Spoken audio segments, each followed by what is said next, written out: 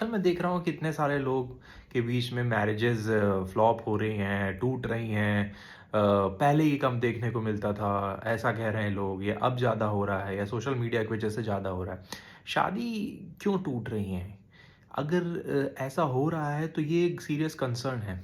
ऐसा कई लोग कह रहे हैं कि आने वाले समय में लोग शादी ही नहीं करेंगे। People want to live alone. वो अकेले रहना चाहते हैं, वो लड़का हो चाहे लड़की हो। अपनी इंडिपेंडेंस सबको प्यारी है, प्राइवेसी सबको अच्छी लगती है। अच्छी बात भी है, somebody wants to live alone तो वो रह सकता है, बिल्कुल रह सकता है। बट कोई क्या राइट टाइम है क्या किसी चीज़ का, शादी का?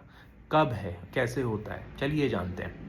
पॉइंट ये है कि आजकल जितना भी ये सिचुएशन हो रही है, क्राइम हो रहे हैं, किसी ने किसको मरवा दिया, शादी कितने साल बाद उसका अफेयर निकला और उसने अपने पति को मरवा दिया किसी अफेयर के चक्कर में। भाई अगर ऐसा है तो मत करो शादी। अगर ऐसी चीज़ें हैं तो मत करो। ठीक है। शादी के बहुत साल बाद हो रहा है तो भी एक बार समझ में आता है कि कहीं कुछ भटक गए, ऐसा हो गया। शादी के 10 दिन बाद आपको समझ में आ रहा है कि आप प्रिपेयर नहीं थे। आप किसी और से प्यार करते थे, या आप शादी में दम घुटने लगा 10 ही दिन में आपका, 20 दिन में। तो इट्स रियली रियली बोगस, ये आप अपने आप को झूठा दिलासा दे रहे हो। शादी का राइट टाइम कुछ नहीं होता है। 25 30, लोग 40 50 कभी भी करते हैं।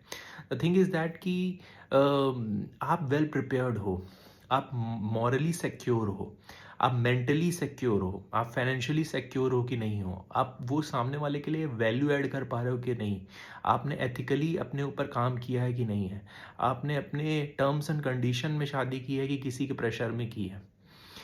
ये सारी चीज़ों को आप कंसिडर करो। आप फ्यूचर, सामने वाला के लिए आप जिसके साथ शादी कर रहे हो उसके साथ आपका फ्यूचर कैसे होने वाला है, आपकी जनरेशन आगे सिक्योर रहेगी कि नहीं रहेगी, आप उस जनरेशन को क्या वैल्यू ऐड करने वाले हो, आपने अपने ऊपर एथिक्स, कम्युनिकेशन, आपकी बैकग्राउंड कैसा है, आपने एजुकेशन की क्या कर रखी है, ये सारी चीज़ें कंसिडर होती हैं। लोग अक्सर देखते हैं, अरे ये लड़की अच्छी दिख रही है, ये लव मैरिज है, चलो कर लेते हैं। ये तो बहुत हंसी खेल चीज़ हो गई, थर्ड और सेकंड पार्ट हो गया।